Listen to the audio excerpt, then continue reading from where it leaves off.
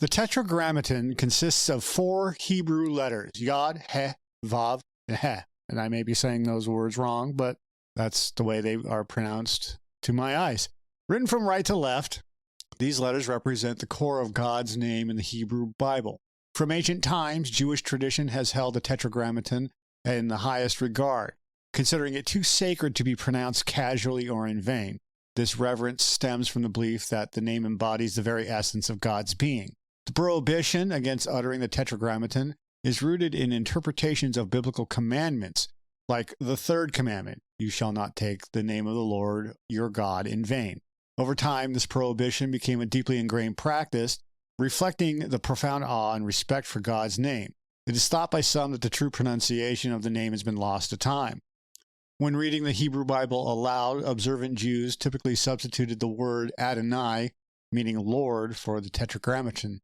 This practice ensures that the sacred name is not uttered. In everyday conversation and writing, especially in modern Hebrew, the term Hashem, meaning the name, is often used as a respectful substitute.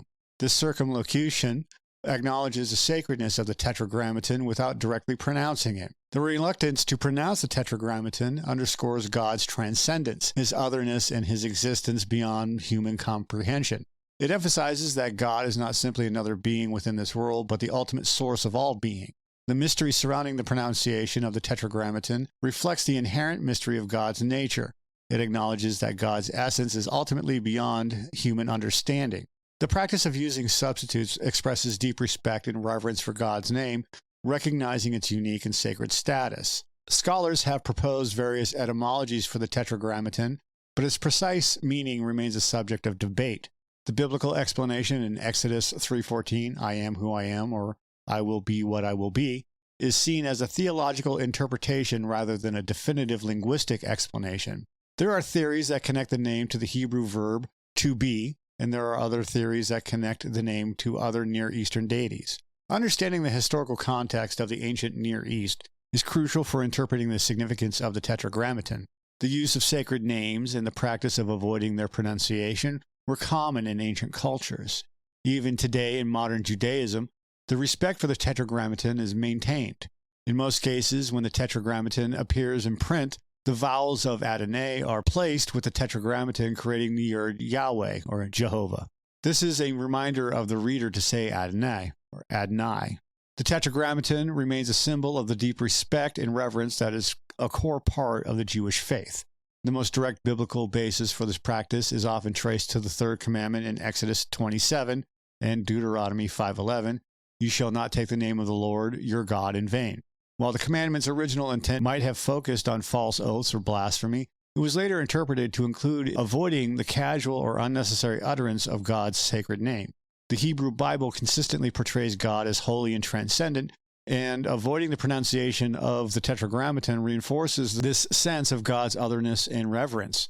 There was a deep concern that uttering God's name without proper reverence could lead to its misuse or profanation. This fear contributed to the development of safeguards and restrictions around the name's use.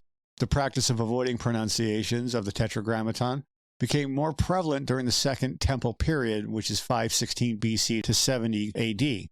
By this time, the use of substitutes like Adonai or Adonai became increasingly common in synagogue readings.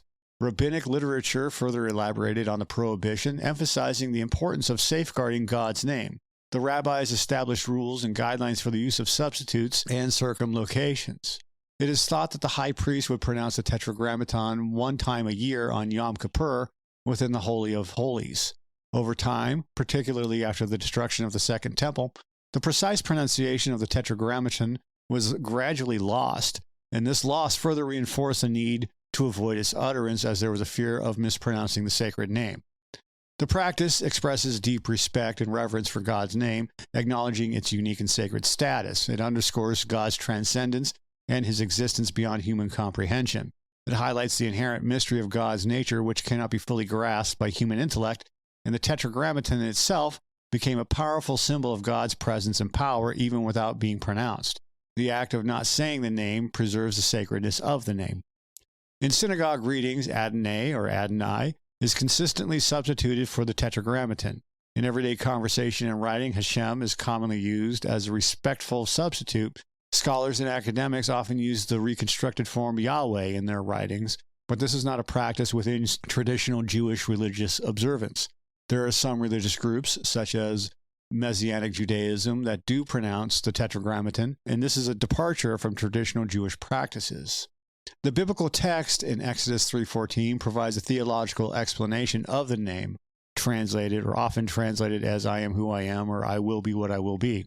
And this explanation emphasizes God's self-existence and eternal presence. Scholars generally agree that this explanation is a theological interpretation rather than a strict linguistic definition. It conveys a profound theological message about God's nature, but it doesn't necessarily reveal the original meaning of the name. Many scholars connect the Tetragrammaton to the Hebrew verb haya, meaning to be. I think I'm pronouncing that right. If not, I apologize. This connection supports the interpretation of God as the self-existent one, the one who is eternally present. There is still some debate about the exact verbal form that Yahweh is derived from. Some scholars propose that Yahweh is a causative form of the verb, meaning he who causes to be, or he who brings into being. This interpretation emphasizes God's role as the creator and sustainer of the universe. Some researchers have explored potential connections to deities and names from other ancient Near Eastern cultures. These theories often focus on similarities in sound or symbolic meaning, and these theories are often considered to be less likely by many scholars. Despite the numerous theories, no single etymology has gained universal acceptance among scholars, and the lack of definitive evidence and the complexities of ancient Hebrew grammar contribute to this ongoing debate. The nuances of ancient Hebrew grammar and verb forms can be difficult to construct with certainty. This makes it challenging to determine the precise meaning of the Tetragrammaton. The sacred nature of the name adds another layer of complexity to the debate. Scholars must navigate theological sensitivities while conducting their research. The scarcity of ancient texts that directly address the meaning of the Tetragrammaton limits the scope of scholarly inquiry. Language changes over time, and the meaning of words can be lost or changed. The debate reflects the ongoing human quest to understand the nature of God. It highlights the limitations of human language in capturing the essence of the divine. Exploring the etymology of the Tetragrammaton provides insights into the historical and cultural context of ancient Israel. It sheds light on the religious beliefs and practices of the time, and the debate underscores the importance of respecting religious traditions and the sacred nature of God's name. In Exodus 3:13, Moses asks God, "If I go to the Israelites and tell them the God of your fathers has sent me to you, and they ask me, 'What is his name?' what shall I say to them?" In Exodus 3:14, God says to Moses, "I am who I am," and he said, "Say this to the people of Israel, I am has sent me to you." In Exodus 3:15, God also said to Moses, "Say this to the people of Israel, the Lord, the God of your fathers, the God of Abraham, the God of Isaac, and the God of Jacob has sent me to you. This is my name forever, and thus I am to be remembered throughout all generations." These verses appear within the narrative of Moses' encounter with God at the burning bush on Mount Horeb, Mount Sinai. Moses, tasked with leading the Israelites out of slavery in Egypt, asks God for his name, anticipating the need to identify the deity who sent him. And it's a moment of revelation. This moment is a theophany, a divine self-disclosure, where God reveals a crucial aspect of his nature to Moses. The Hebrew phrase, Eya Asher Eya, if I'm saying it wrong, I apologize. The Hebrew phrase is the core of God's response, and it's notoriously difficult to translate precisely.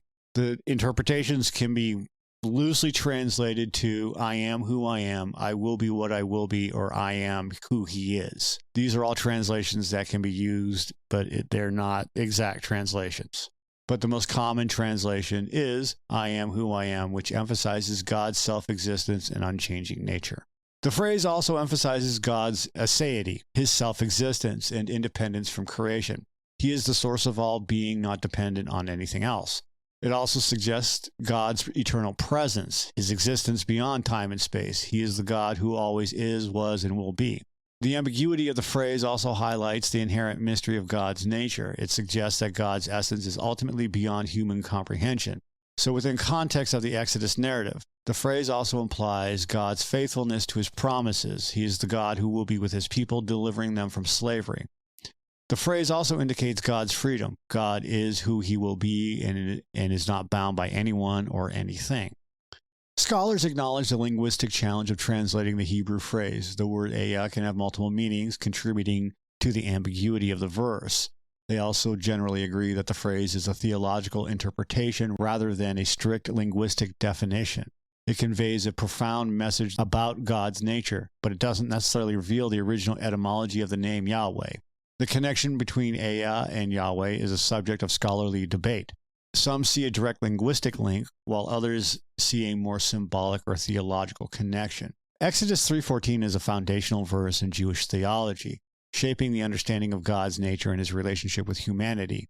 The verse also has influenced Christian theology, contributing to the understanding of God's transcendence and self-existence.